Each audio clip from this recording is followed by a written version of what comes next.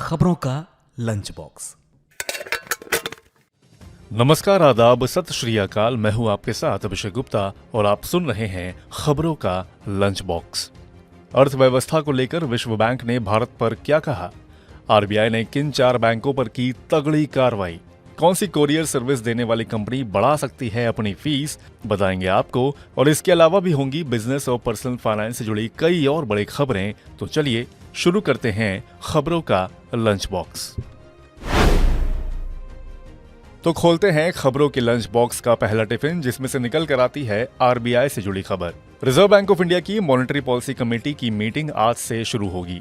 6 अक्टूबर को इस मीटिंग के नतीजों की घोषणा होगी। अनुमान लगाए जा रहे हैं कि आरबीआई लगातार चौथी बार ब्याज दरों को जस का तस रख सकती है। आरबीआई ने फरवरी 2023 में रेपो दर बढ़ाकर 6.5% की थी। तब से इसमें कोई बदलाव नहीं हुआ है। खोलते हैं अगला टिफिन। भारतीय अर्थव्यवस्था के लिए विश्व बैंक से अच्छी खबर आई है। विश्व बैंक ने कहा है कि एक तरफ जहां दुनिया भर की जीडीपी दबाव से जूझ रही है, वहीं भारत की जीडीपी का जबरदस्त प्रदर्शन रहा है। विश्व बैंक ने वित्त वर्ष 2023-24 के लिए जीडीपी ग्रोथ के अनुमान को 6.3% पर बरकरार रखा है। वैसे ये अनुमान रिजर्व बैंक की ओर से जताए अनुमान से 20 आधार अंक कम है, लेकिन ग्लोबल इकोनॉमी पर जारी दबाव के बीच यह सबसे ज्यादा विकास दर है।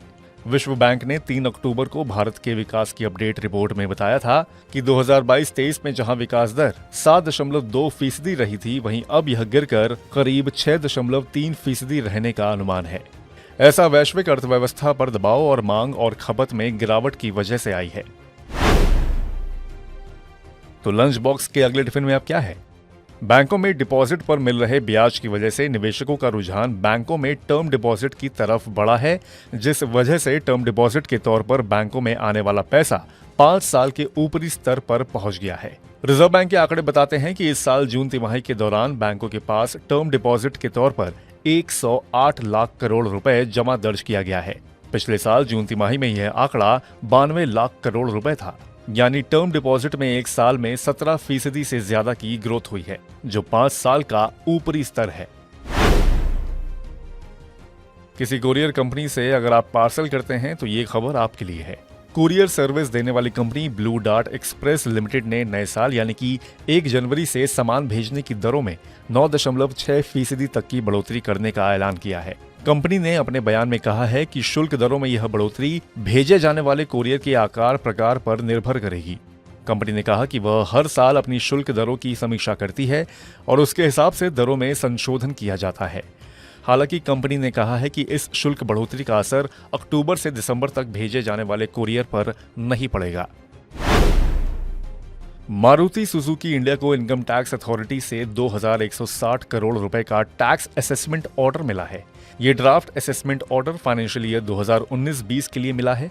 कंपनी ने कहा है कि वो डिस्प्यूट रेजोल्यूशन पैनल के सामने आपत्तियों को जाहिर करेगी।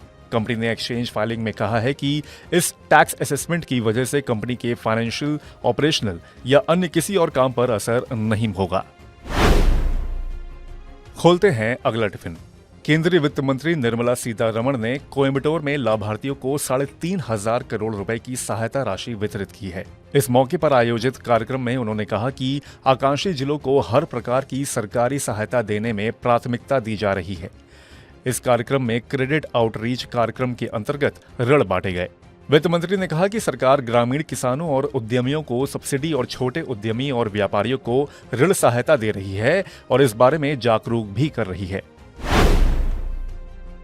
और इसी के साथ हम लोग आ गए हैं खबरों के लंच बॉक्स के आखिरी टिफिन में। केंद्रीय रिजर्व बैंक ने गुजरात के 4 सहकारी बैंकों पर जुर्माना लगाया है।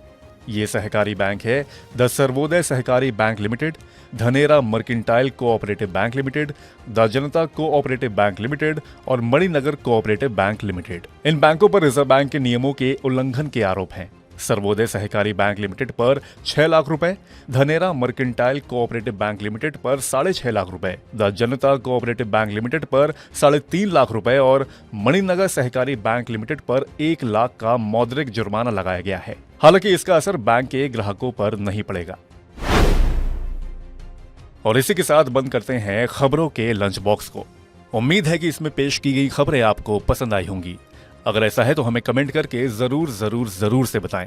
बाकी ऐसी ही खबरों के लिए सुनते रहिए रेडियो मनी 9 और डाउनलोड कर लीजिए हमारे मनी 9 ऐप को। मैं हूं आपके साथ अभिषेक गुप्ता, अभी लेता हूं विदा। धन्यवाद।